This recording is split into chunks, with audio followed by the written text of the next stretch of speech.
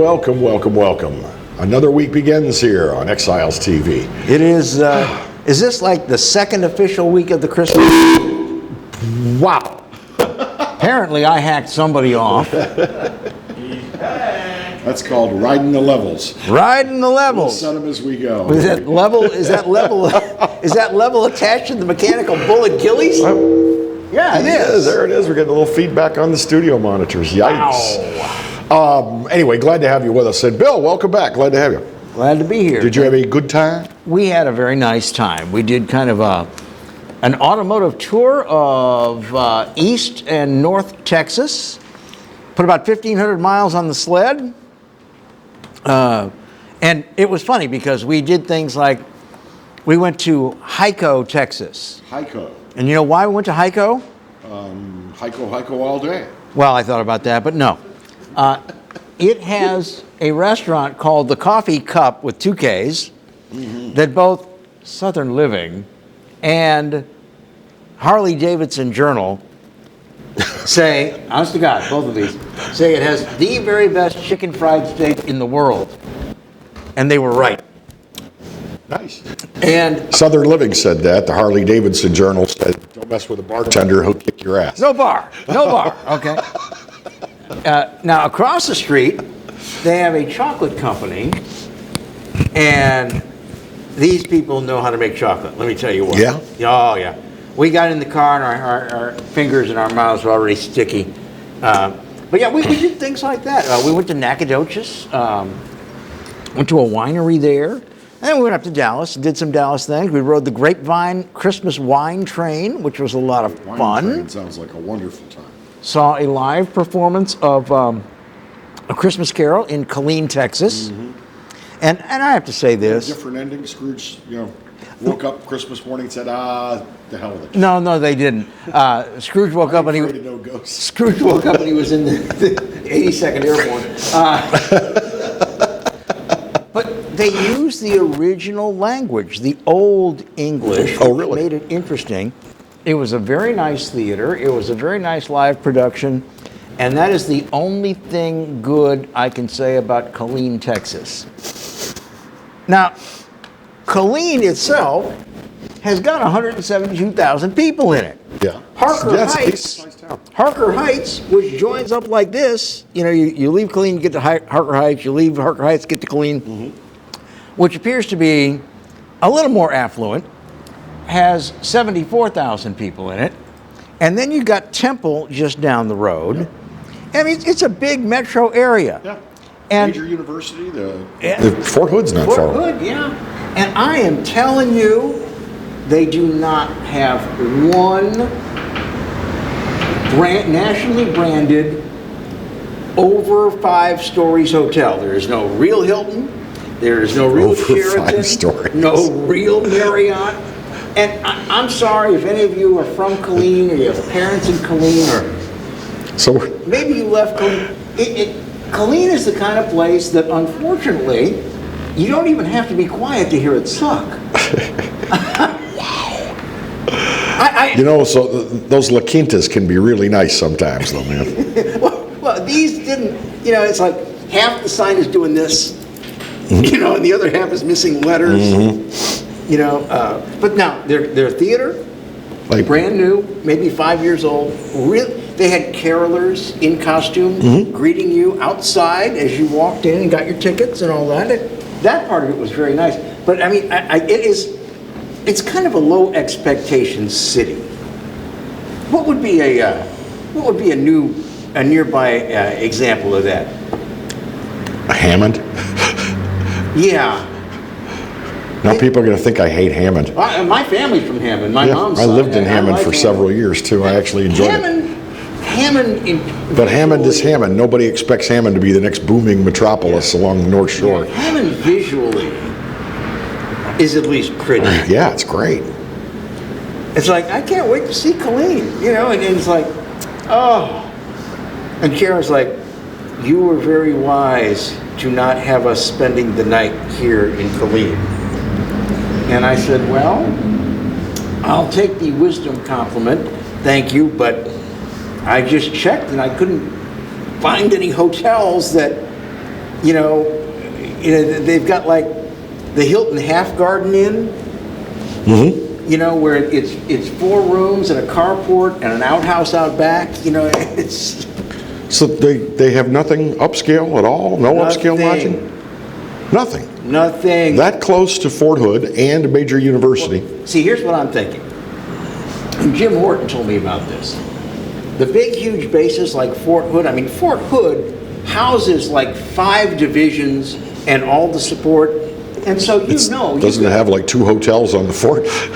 They have got, you know, they have quarters for high-ranking officers and things like that. So I don't think when the 4-star general comes, I don't think he stays at the Super 8 near the gates. Pretty sure that they've got some really nice quarters and they had, again, a metro area of 250,000.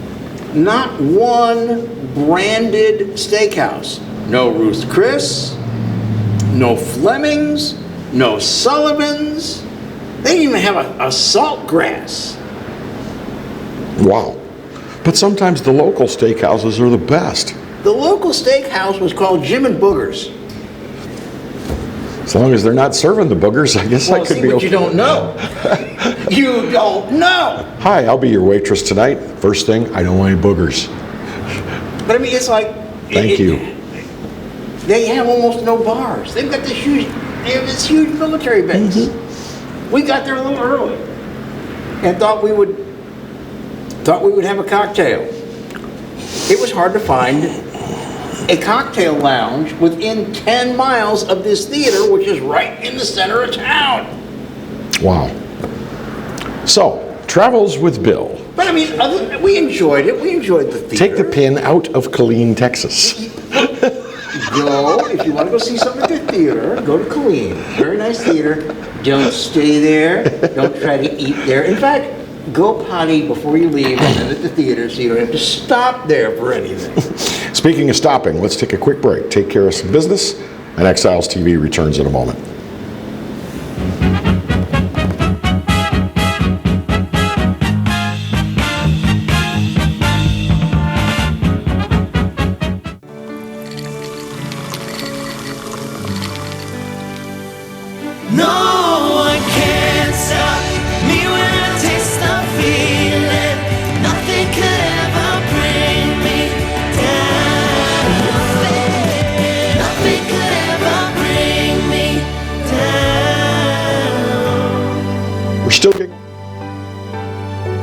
Taste the feeling. Hi, I'm Bobby Yarborough with Manda Fine Meats. Here at Manda, we know what the folks of South Louisiana love. They love great flavored smoked sausage, delicious deli meats, and specialty items like boudin and andouille sausage. Manda Fine Meats has been providing these products since 1947. We produce them right here in Baton Rouge, so you know you're always getting the freshest product at your local grocery store. Manda Fine Meats. Taste the fresh local flavor in everything we make. Make it Manda every time.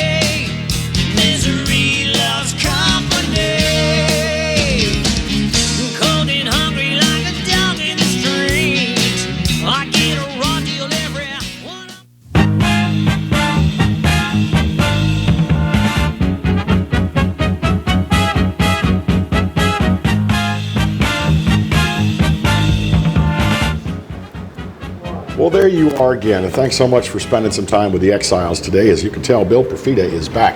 Hey, listen, if you don't mind, I'm going to do a little quick rant. Can I have the floor for personal privilege? Absolutely. I want to talk about something that's bothered me a bit. I'm not, I don't want you to think that I'm upset with the outcome of the mayor-president election here in East Baton Rouge Parish. And if you're not from Baton Rouge, Mayor Sharon Weston Broom re-elected for another term in office, for better or for worse.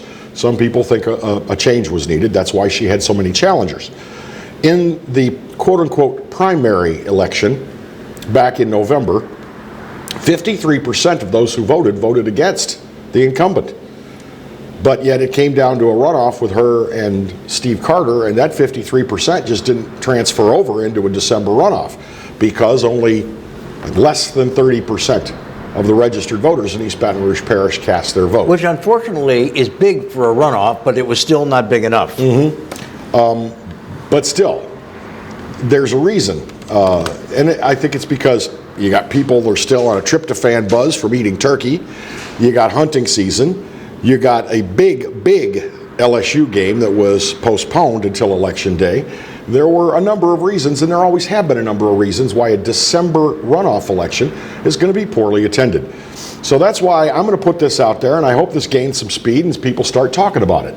We need to talk with the legislature and the Secretary of State's office, and we need to move that election schedule so that there's always statewide and local elections that have to be decided by December runoffs. Let's change that so we have an election in October where you are voting for mayor president, or you're voting for governor, or you're council. voting for Congress or whatever. And that way you're having your runoff between the final two candidates at the November election when you're going to have maximum turnout. I would agree with you wholeheartedly about that. When we were coming back from the break, I was hoping you were going to bring this up because you and I talked about this a little earlier in the day. You can't do anything about the federal elections. That's got to be by statute or by Constitution. What is it? The first Tuesday. Yeah, I'm in November. saying we can all turn out to vote for president, which we usually do. Yeah. But that could also be the day we decide once and for all who's going to be that congressman, who's going to be that mayor president. I agree with you. There is nothing wrong with having your local and your statewide elections in October, particularly during a federal election year, which happens every 2 years. Not for president, but you have members of Congress and members of the Senate are on 6-year terms, so those fall in.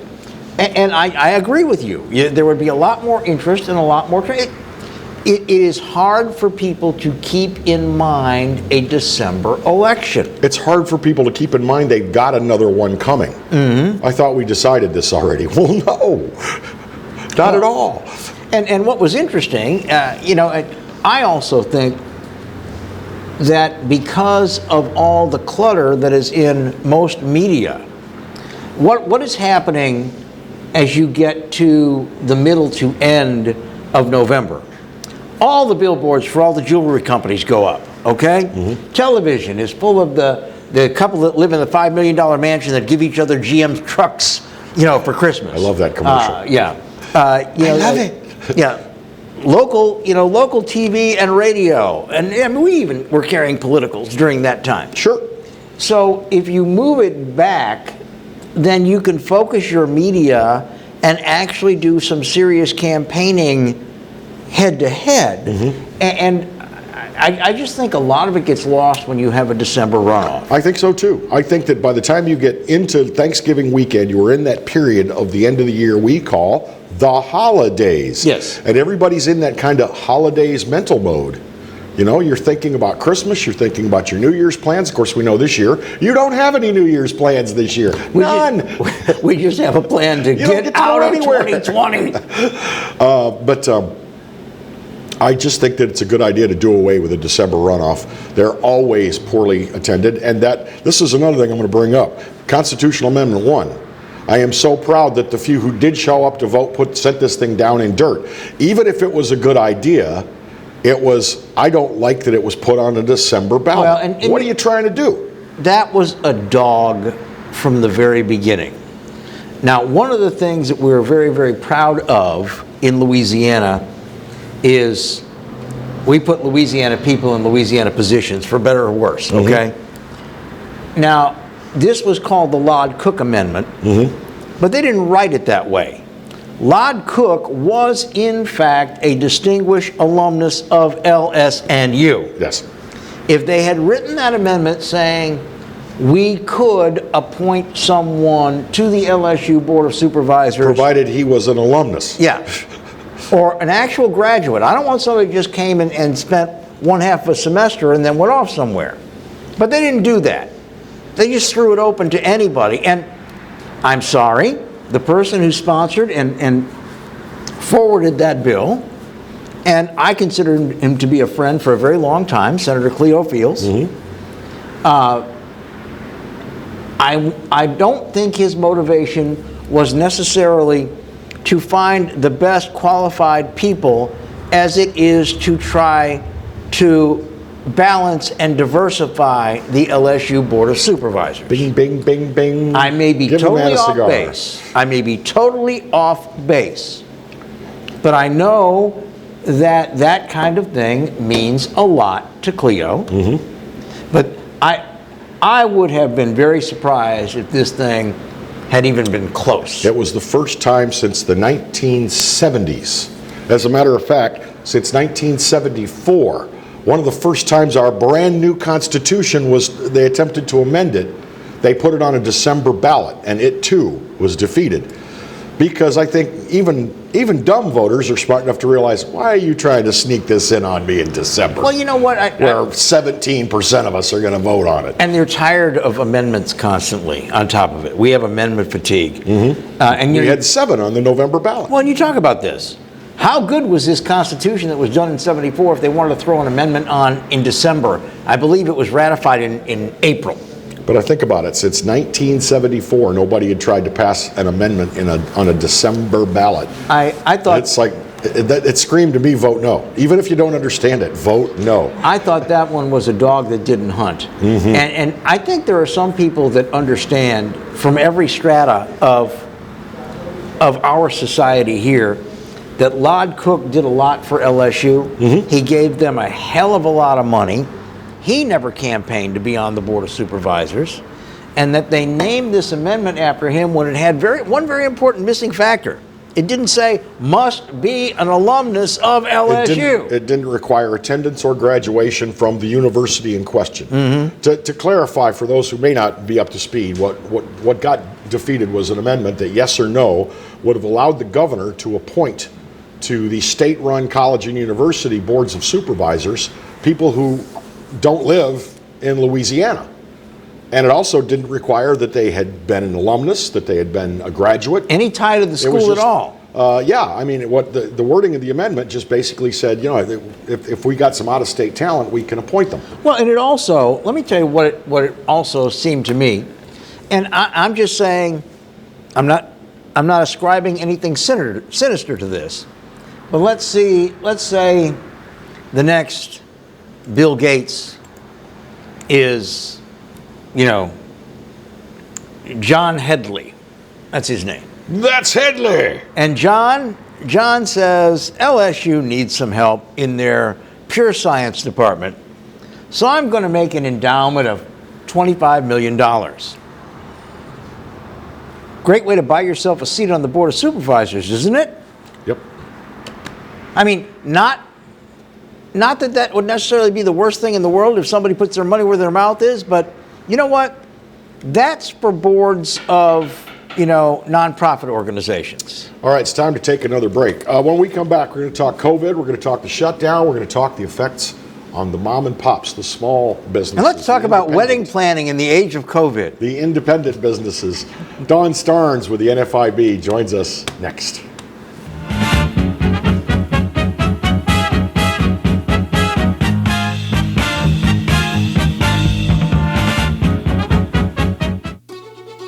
Live and play on the fairway at Greystone Golf and Country Club, a serene, challenging golf destination located in Denham Springs. For tee times and membership opportunities, go to GreystoneCountryClub.com.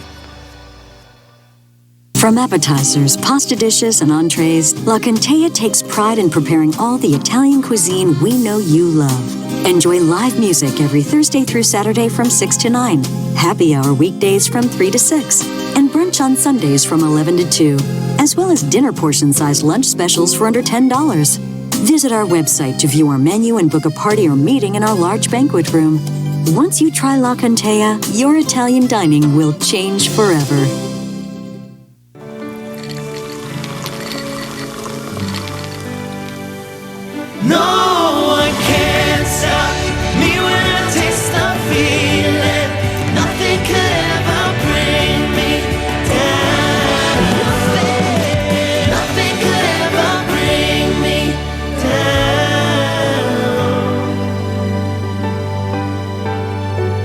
taste the feeling.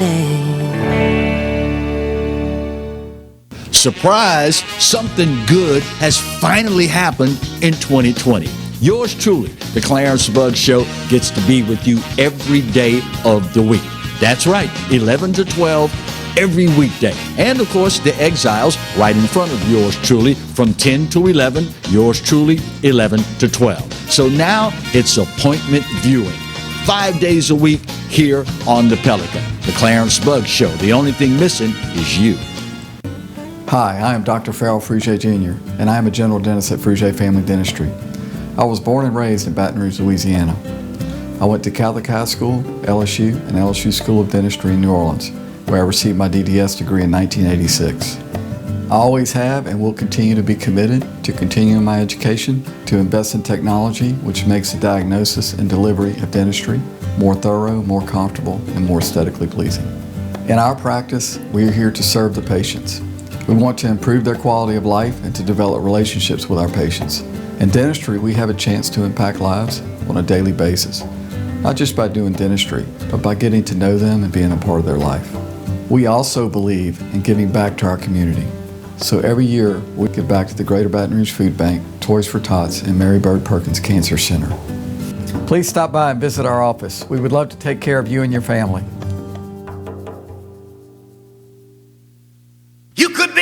Right now, during the Team Honda Upgrade event, get a new 20 Accord Sport for just $309 a month with no money down, no first payment, and no security deposit. It's time to upgrade to your new Honda at Louisiana's #1 new car dealer, Team Honda on Segan Lane.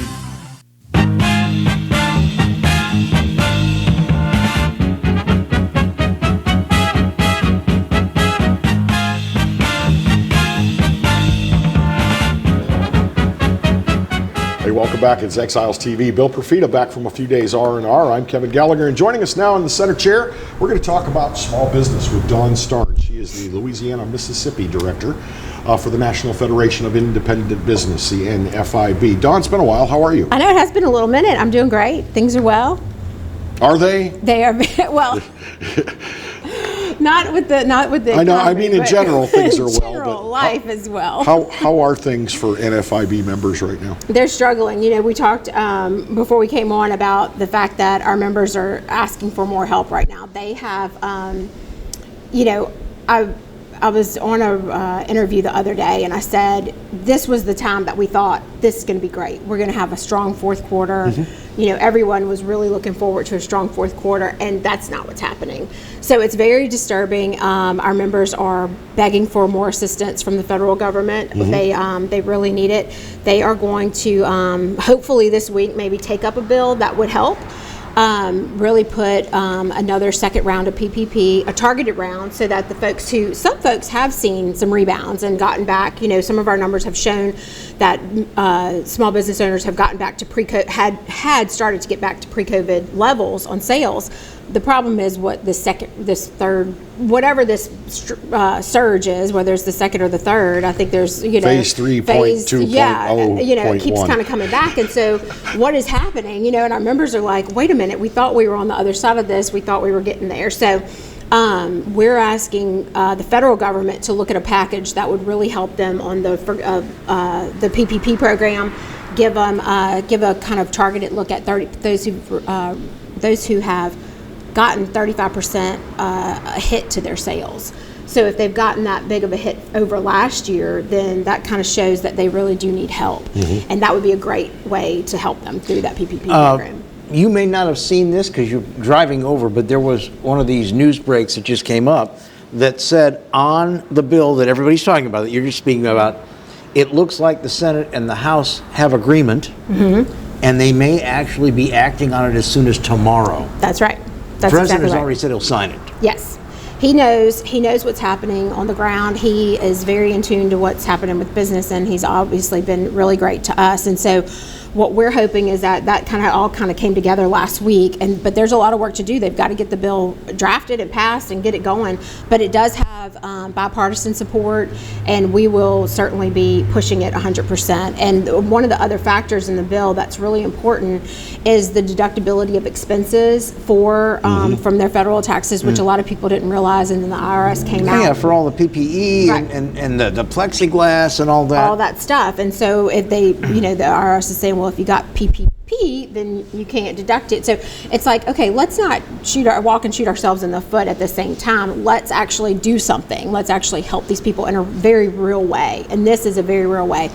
Look, small business never wants more programs. You know that. We talk about that often. We don't want more programs. We want you, the government, to help us help ourselves, So I was in Texas the last 5 days and went into a lot of smaller places and some smaller towns. And I saw on a lot of doors were members of the N.F.I.B. Wonderful.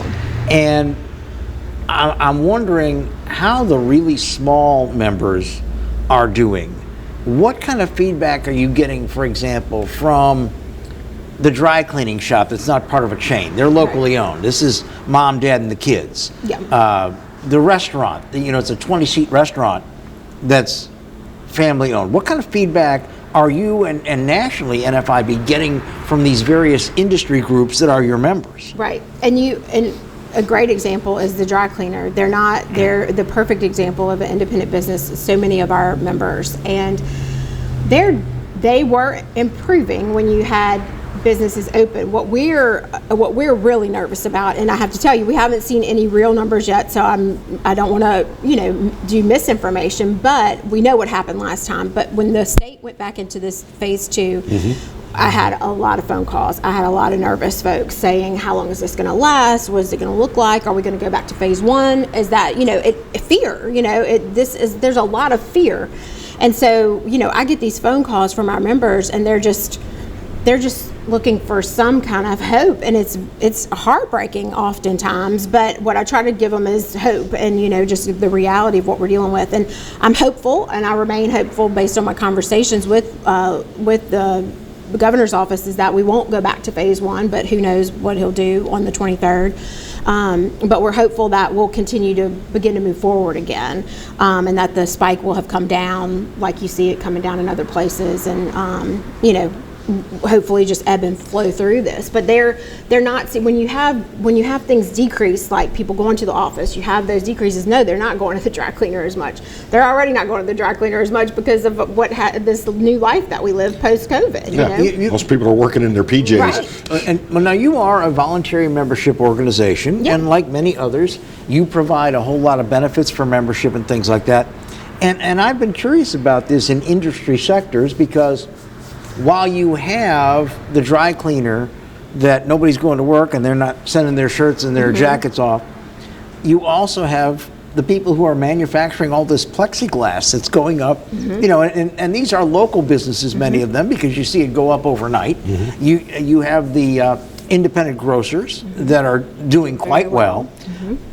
How are these segments that are doing well, how are they trying to help and support the segments of the same organization that are not doing so well? Well, I think that's kind of the way that we as an organization push in one direction, which is how do we get government to take the foot off the brake and get us back where we need to be. And that's why we continue to push for non-arbitrary regulations. So, early on, I think I talked with you guys that we felt like the governor's regulations were very arbitrary in a lot of ways. Some of them didn't make sense at all. No, and I still don't think that where we are today makes sense. So, and I think that a lot of people would agree with that. And so it's managing the science and the data over, people's lives and livelihoods. And so that's a tough place for anybody to be, and certainly not trying to armchair quarterback the governor, but what we know is the COVID doesn't know if you're at church or if you're at a wedding reception. And it doesn't know. And if it's 11 o'clock or 9 o'clock. You're drinking a beverage, and you're safer somehow with a plate of food in front of you than you are just drinking the beverage. Right. There's a lot of it. And I want to ask you this, and this is just Dawn's opinion as a person who represents small business. should the media be bearding the governor more to ask him what about the science? It seems to me that the media is being very complicit in all this. They go and they listen to what he says and they repeat what he says. Nobody's asking him any pointed questions like the 11 o'clock thing with bars and things like that. That would have been my first question. There's no challenge whatsoever the media is not challenging any of this. Not challenging isn't the right word. Questioning it. Questioning, yeah. I personally, I'd probably like to see a little more of it. I know that, like I said, whenever I have folks calling me and they have these questions, I wish I could give them more because I don't feel like I'm, helping them as much as I'd like to. But I can tell you that, other things are working in other states. Our neighbors in Mississippi don't have the mandates on percentages and stuff. Yes, they are having a very big spike, and yes, they are going back to mandates for the mask in some locations where they are having the spikes, and they're dealing with that. So I'm not saying that. But they're doing it numerically, and we're not. Yeah, they're doing it based on numbers. They're doing it. They have an approach that seems to be working, but they are having high numbers. So I don't. It's like, where's the balance? So is the shutdown, going backwards so much? I mean, you had so many small business owners who are affected by things like weddings and Christmas parties and events that had started to see an uptick. People were like, okay, maybe things are going to be okay. We're in phase 3. Let's get back to business. And then boom, back to phase 2 out of nowhere. We got no heads up about it. No indication from the governor that this was coming, so that we could prepare our members right before Small Business Saturday. There was no consultation with none. Well, not with us. But okay. I wanted to ask that before we go to the break. We're going to be a second late to the break here, fellas.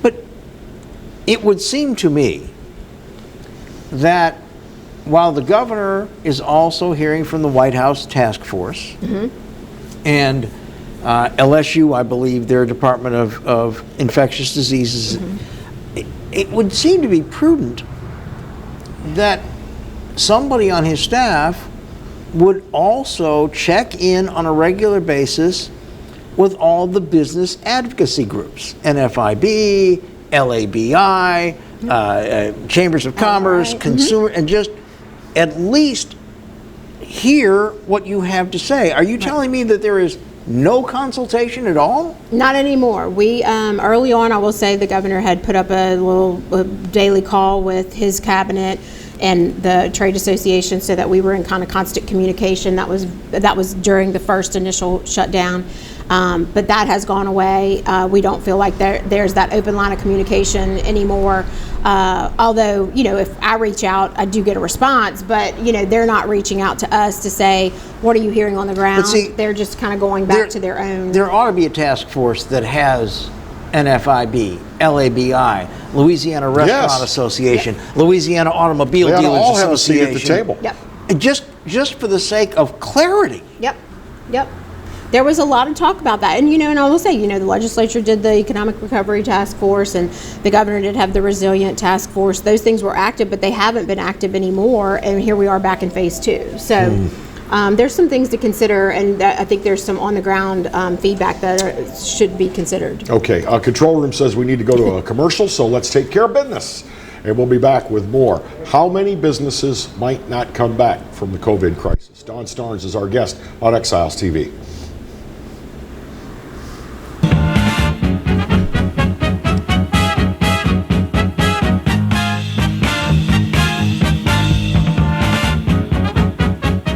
Surprise, something good has finally happened in 2020.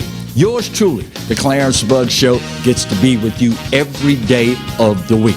That's right, 11 to 12 every weekday. And of course, the Exiles right in front of yours truly from 10 to 11, yours truly 11 to 12. So now it's appointment viewing. 5 days a week here on the Pelican. The Clarence Bugg Show. The only thing missing is you. Bolello's Furniture and Appliances, your dependable independent. Depend on us for service, for selection, for price. Get huge Whirlpool savings. Shop now and save on Whirlpool appliances throughout the store. Plus, experience our price match guarantee and ask about special financing.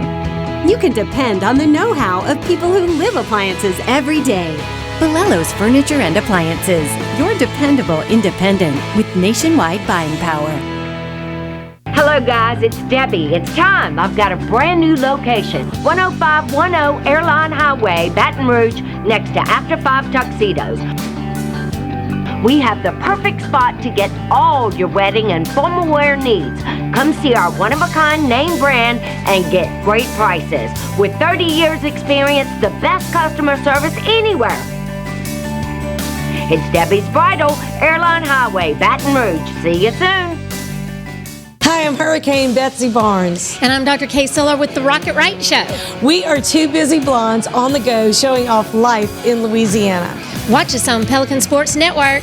And Talk 107.3 FM. Check local listings for times. I owed the IRS $10,000. The IRS garnished my wages. They put a lien on my house. I'm self-employed and didn't report all my income. They claim I owe a lot more than I do. The IRS is the most powerful collection agency in the world. They do not give up until you pay. I couldn't sleep. We were being audited. I called Tax Solutions Now, and a great big weight was lifted off my shoulders. I called Tax Solutions Now, and they got the IRS off my back. Tax Solutions Now had my wage garnishment lifted in 48 hours. Tax Solutions Now can get you help. Our agents know the rules, can stop the pain, and get you the best deal. Tax Solutions Now saved my business. I qualified for the Fresh Start program. I paid less than I owed. We connect you with a team of former IRS agents and tax professionals who get the IRS off your back. Time is running out. Call Tax Solutions now. Call 800-778-4345. 800-778-4345.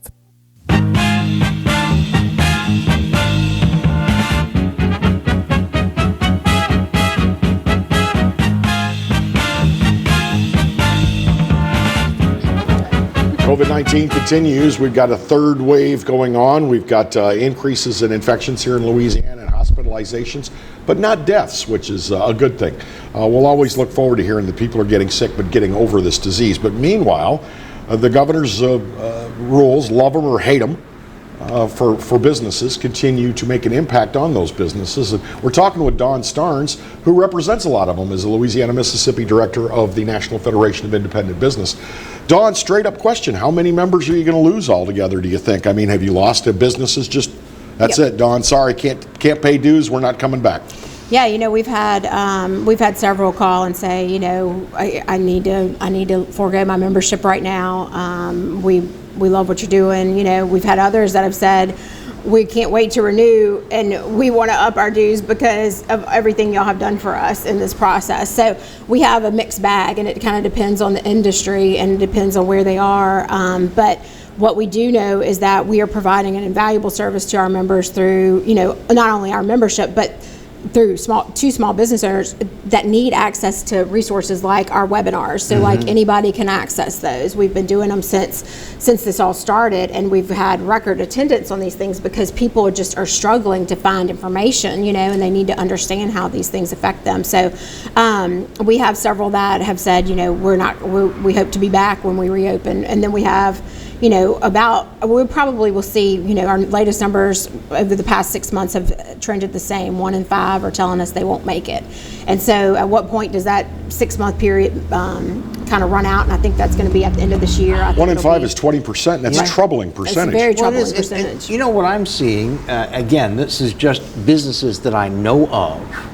I think there are a lot of people that the stress of this has had them look at the calendar and just say, now's as good a time as any to throw in the towel. I'll give you a good example. I saw this yesterday and I was very shocked. There is a very, very nice ladies store called Poison Ivy here in Baton Rouge. It's been around forever. They do ball gowns, they do wedding dresses, they do wonderful cocktail attire. I mean, this is a store that has a lovely, loyal clientele. And they have announced that they're shutting down. And I don't think it's because they couldn't sustain it financially. I just think, as I remember it, the founders of this wonderful store about my age, and they're saying, you know what? Yeah. Let's just go into retirement now. Enough of the stress and the strain and worrying about what's going to happen tomorrow. And I say this to kind of amplify your point that the uncertainty is worse than anything of the reality. Yeah. And we do our optimism index. I know I've talked with you guys about it before. Yes. We've been doing this for 45 plus years, and that optimism index always kind of is a really good indicator of how the economy really is going along. And it was at record highs. It had been for a while, and what you see happening is that uncertainty number, as that ticks up, that's when you see businesses pull back on hiring plans, on building plans, expansion plans, pulling back on inventory purchases. So, what you have in the retail sector right now is you have a ton of folks who are looking at it saying, well, there's no Mardi Gras balls coming up, so you're going to get hit with that. Maybe everybody's kind of changing how they look at weddings, maybe everybody's starting to change how they look at parties in general, and so what's the whole point of having a store based on that area? If you don't mind, if we can have a personal aside, because you're getting married in January. I am. Congratulations. Yes, congratulations. That's awesome. What has it been like trying to get a venue or flowers or catering, or what's it been like? Well, it was wonderful because when we started the process, it was we were in phase 3, and so we were very optimistic and thought things were going right along and no problems. And then when he put us to phase 2, I had to redo my invitations and had to revamp everything as far as catering and all that. So cut the list is what you're saying? Oh, yeah. God. So that's why Bill and I weren't invited. Yeah, I was invited. Yeah. So if you don't mind my asking, you went from how many guests down to? Well, we were hoping to have 250, and now we're looking at 150. All right. Wow. Now let's take that and let's do a little simple math. How much out of the caterer's pocket? Exactly. How much out of the florist's pocket? Right. Yeah. How much out of the booze supplier's pocket? Yeah. I mean, this the only thing that's unaffected is the DJ. DJ is still good. And the dressmaker is good. Dressmaker. Yeah.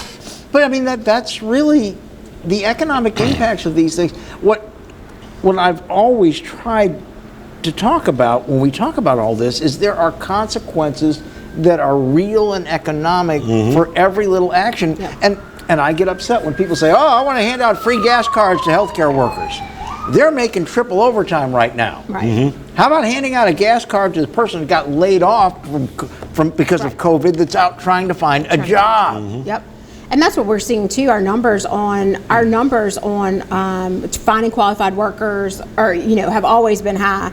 They're at the highest right now. People are really struggling to find people who want to work, who are qualified to work, and finding that balance. And so what we've got to do is get people back into the workforce. We've got to get business back open to a sustainable level, which 75% they were doing fine. But I have had several business owners, several restaurant owners tell me over the past week, this has really hurt. We were having to pull back on our dining capacity. They had felt like they really got to a point at the 75% that they were like, this works for us. This actually isn't bad. We're making a little profit. We're making a profit. We're going forward with a great turnout and great service and great food. Things were actually positive. They're like, I think I might leave it this way actually, because it works for our kitchen, it works for our staff. And it's like, okay, great. And I'll say that because I always look for the silver lining in everything. The silver lining of this, I think, is that for the businesses who are going to make it on the other side of this, they will have figured out the better way to run their business through certainly a leaner way being thrown into the fire, but they will have figured out a better way to be sure they're a leaner way, and not just leaner necessarily on people or whatever, but just on the whole way they do it. And it's also put, we've complained long time about Amazon being the big box and and putting so many small business owners out of business. Now they're actually competing because they were forced to get online. They were forced to, if they wanted to stay open, retailers had to use that Instagram, use that Facebook, get online, have a presence. And now they've done that and they've been honing that. And so if anything, we hope to see some positivity in the long run, but that's not today and that's not tomorrow. And so what we need to do is be sure we're helping them get through today. But you sound optimistic, which is encouraging to me. Yeah, I think so. And I think that small business remains optimistic in the long run. They really, early on in our surveys, they said, we hope the end of this year would be the positive. Obviously we have the spike. It's not what we want it to be. But what we think we'll see in the next 6 months will be a positive. I've also noticed that a lot of these businesses that, as you say, hey, this works for us at 75 or so percent, that what they're planning is, if that model is profitable, not necessarily cutting people, but being able to retain people by paying a little better wage. Right. Absolutely.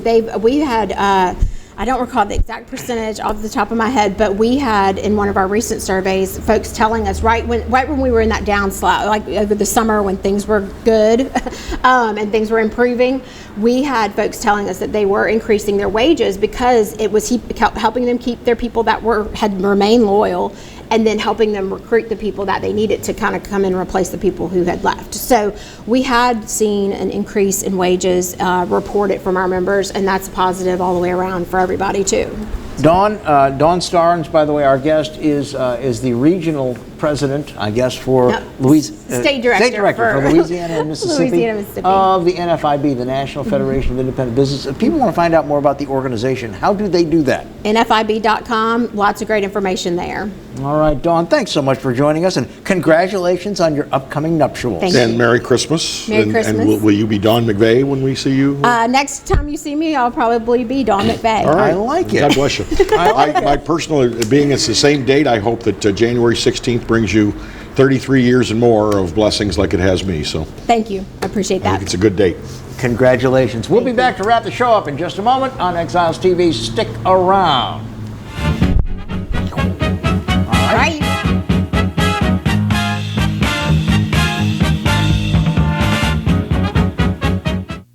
Caught spiders?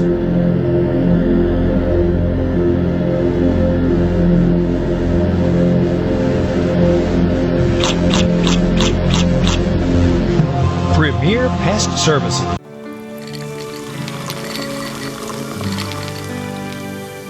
No one can stop me when I taste the feeling. Nothing could ever bring me down. Nothing could ever bring me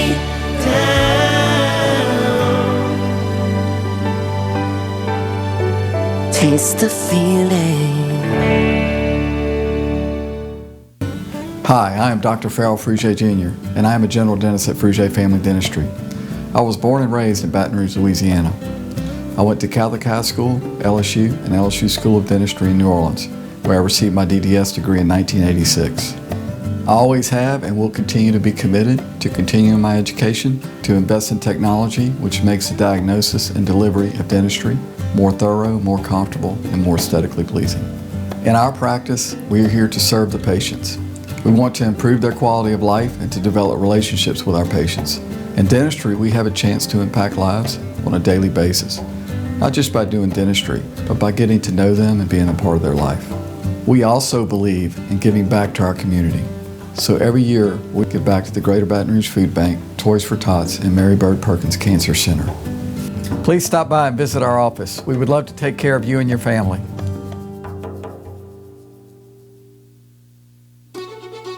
Live and play on the fairway at Greystone Golf and Country Club, a serene, challenging golf destination located in Denham Springs. For tee times and membership opportunities, go to greystonecountryclub.com. Louisiana's #1 Honda dealer welcomes you to our biggest clearance sale of the year, the Happy Honda Day sales event. Get year-end clearance pricing on over 900 new Hondas, plus a complimentary lifetime powertrain warranty with every new Honda. Save thousands on your new Honda right here at Team Honda. Hi, business owners. Phase 3. Woohoo! But do your customers know you're back? Well, that's where the Clarence Bug Show and Pelican Broadcasting can help. Right now, we've got great rates on advertising packages to help you get the word out. Shoot me an email at bugsclarence@gmail.com. Or better yet, call me up. I'd love to talk with you. 225-485-6839. Let's get together and make Phase 3 the best it can possibly be. Got termites?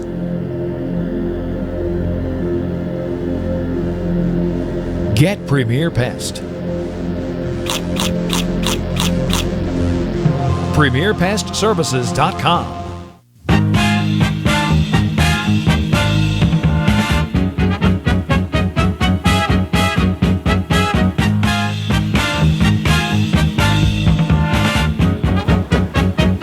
we're back. It's Exiles TV. You know, I had somebody actually send me an email saying, I like that piece of music. It's very newsy, very state capitally, very politically. And I said, would you believe it's from Chicago? Yes. The rock band. That is the opening strains of a song called Make Me Smile from Chicago. It was a big hit for them. Mm-hmm. The original version was actually a suite of songs. Well, that called was The Ballet for the Girl in Buchanan. Yeah, that was back when bands tried to be big and symphonic and make their music be consequential and important to listen to. And not rhyme about big butts. Yeah, and you know, now what we get from the music industry is Nicki Minaj. Yeah. Cardi B. Megan Thee Stallion. Yeah, my favorite is all the mush mouths. Now mush mouthing has made it to national television commercials. Oh, you mean when they sing and they're oh no, I mean underpronouncing words an and stuff? actual voiceover artist who said you can subscribe. They left it in. I saw the spot twice last night in prime time. Have I got enough time to go into this real quick? You know, I do some voiceovers on the side. I know you do. And I belong to a forum for voiceover artists on a social media website. And what the industry is telling me, what all my peers in the industry are telling me is, the more announcery you sound, the better your diction, your speech and elocution is, the less likely you are to get that job. How is that possible? That's what they're telling me now, that the industry, the advertising industry, more and more, whether it's national or local, wants people who just sound like people, who maybe sometimes say subscribe. I can't bring myself to do it. I am going to shoot myself in the head if that's factual. I can't bring myself to do it, but if you watch television, you'll notice voiceover artists, fewer and fewer of them are announcers. Well, I've noticed... They're just people talking to you. I have noticed that they have made accommodations, so there are a lot more that have noticeably affected gay-sounding speech. Okay? All right.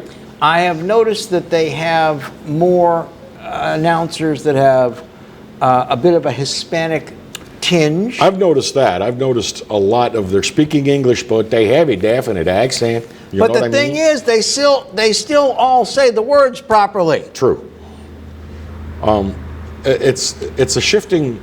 You and I came up at an age where you had guys like, I can't remember his name, was it Ralph something? The guy who was the spokesman for Coleman Oldsmobile. Oh yes. Right on the corner. Right on the corner. Right on the price. His name was Alexander. His last name was Alexander. Was it? Yes. He had this wonderful baritone voice, and he spoke so beautifully, and that over the years gave way to And I don't mean him any disrespect when I say this. So a guy like Randy Knapp's, who's very, very good at what he does, but he's very much like every guy.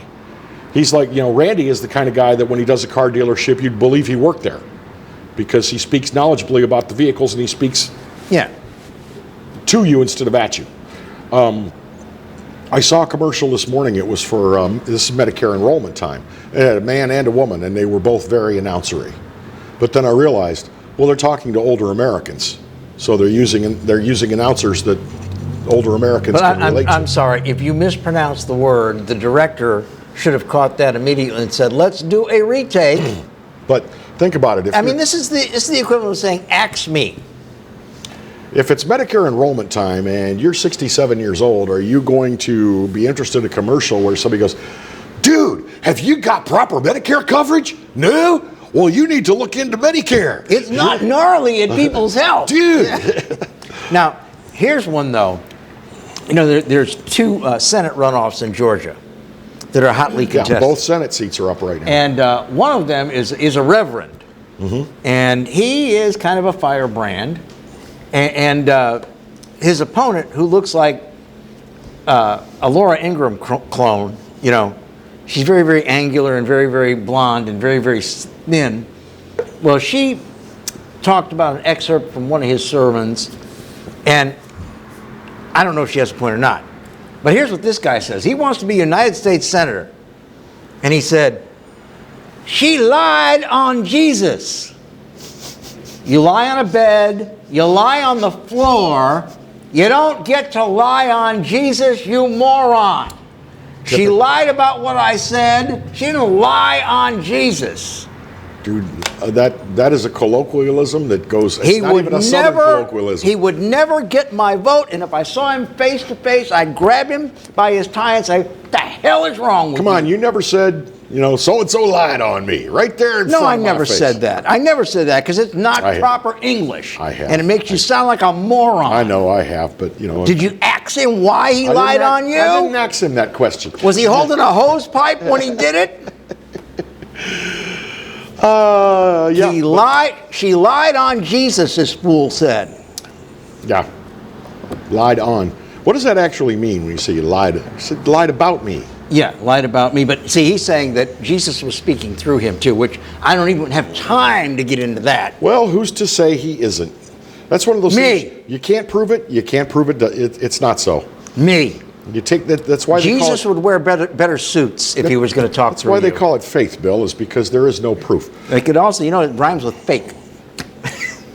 Wow. Faith is very, very close to fake if you think about it. Wow. Particularly when somebody says she lied on Jesus as part of a campaign. Listen, it's time for us to wrap things up. When Marty drums on the tabletop, that means you're within 60 seconds of the end of the program. Is that what that means? It means he's tired of listening to us. I merely thought he needed a bathroom break. Maybe so. Could be both. Please, if you will. You can't prove it, you can't disprove it. I'll use your own logic against you. Stay tuned for the Clarence Bug Show, which is coming up next in just minutes from now. Yeah, we got a couple minutes. Again, by the way, holiday shopping season out there. Go out and be careful. This is a time of year when random crime happens in parking lots with a lot more frequency. Mm-hmm. Be aware of your surroundings. Look around. Lock your cars. Hide your packages if you're going back in. Mm-hmm. And if you don't feel comfortable, there's a good reason for that. Turn back around. Find a cop. We'll see you tomorrow right here. Same bat time, same bat channel. God bless. Ta-ta.